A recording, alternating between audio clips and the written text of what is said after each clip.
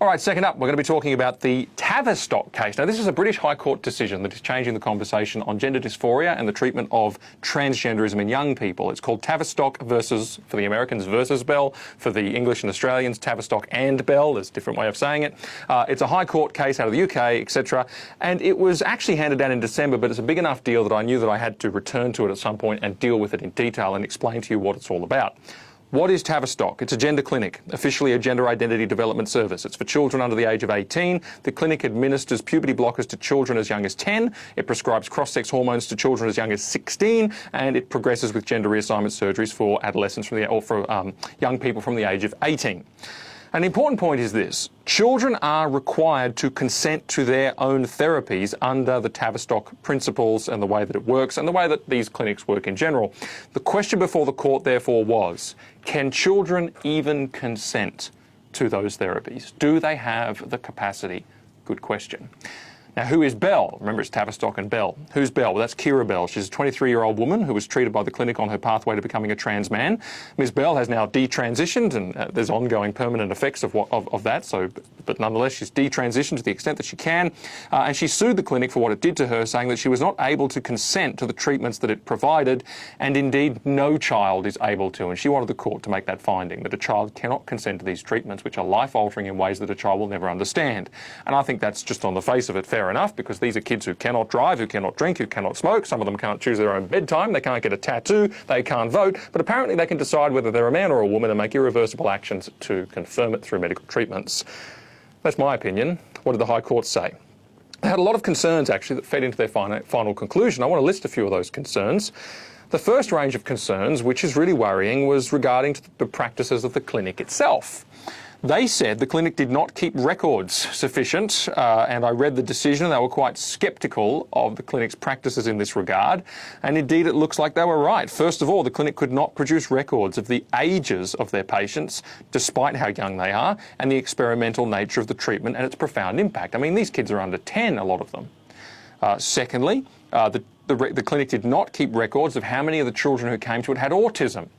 And that's a big issue because many of these children have autism, and the question is, well, hang on, is it the autism that's the issue or the gender dysphoria that's the issue? But they couldn't tell the court how many had autism, even though many do.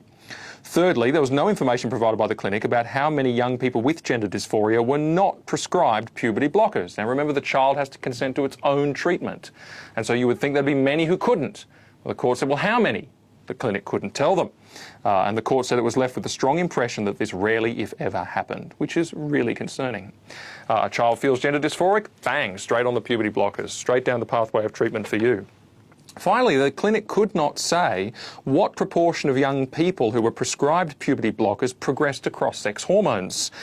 And in each of these cases, the court seems to suggest that they either could not or would not. Which is even more concerning. Would not means they've got something to hide. And it's interesting, the court, that comes through from reading it. They said, well, they wouldn't supply the information. Whether they could, probably not, maybe, don't know. But they wouldn't provide information on how many of these kids on puberty blockers progressed to cross-sex hormone treatment. And again, the court said that almost all of them do so. That was the impression that it got. Okay, those are concerns about information, but they were also concerned about the information that they did have. And here's some of it. Between July 2019 and June 2020, so roughly a 12-month period, 161 children were referred to the clinic for puberty blockers. 26 of those children were under 13 years of age, and well over 50% of them were under 16 years of age. And in 2009, they also commented on now the increase in referrals overall to the clinic. So in 2009, 97 children were referred to the clinic. Fast forward to 2018, you have 2,519 children referred to the clinic. Now, these increases are similar in Australia, and they directly correlate with the rise and rise and rise of gender curriculum, gender fluid, non-binary concepts being taught in schools. I mean, who would have thought that you put the idea into a child's head and they might actually get the idea and think that it's a good one, or start thinking about it, or start obsessing over it in the case of the autistic situations? Well, surprise, it directly correlates. Thousands of % increases in children who are going for treatments for gender dysphoria. It's very sad. There's a surge in female referrals. The court noted that in 2011 it was a 50-50 gender split between males and females in patients. By 2019, so not that many years, what's that, 8 years or something, 76%, more than 3/4 of patients were female. That is also a global trend, and there's specific reasons why young girls might be more vulnerable to these sorts of narratives. Again, it's very, very sad. More broadly, however, referring to the evidence for puberty blocker treatment in general, the court said the following.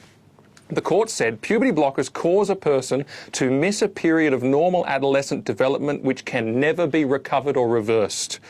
Now, that's important. Can never be recovered or reversed. They miss a period of normal adolescent development. They said that puberty blockers almost always result in a person progressing to cross-sex hormones, which are, quote, to a very significant degree not reversible. Okay, so that pretty much is the guaranteed pathway, except in rare cases.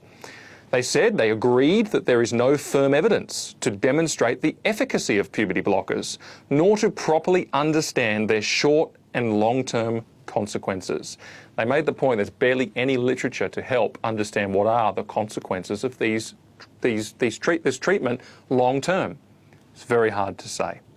They also agreed that puberty blockers cause gender dysphoria to persist, or they suggested it was a strong possibility, because of the evidence that if you don't use puberty blockers, the issue resolves itself in the vast majority of young people. And in this way, they speculated that puberty blockers may be confirming gender dysphoria by ensuring that that young person does not experience adolescence. That is also concerning. They said that the consequences of the treatment are, quote, highly complex and potentially lifelong and life-changing in the most fundamental way imaginable. Now, they also made the point that gender dysphoria is not a physically manifesting condition. It's psychological.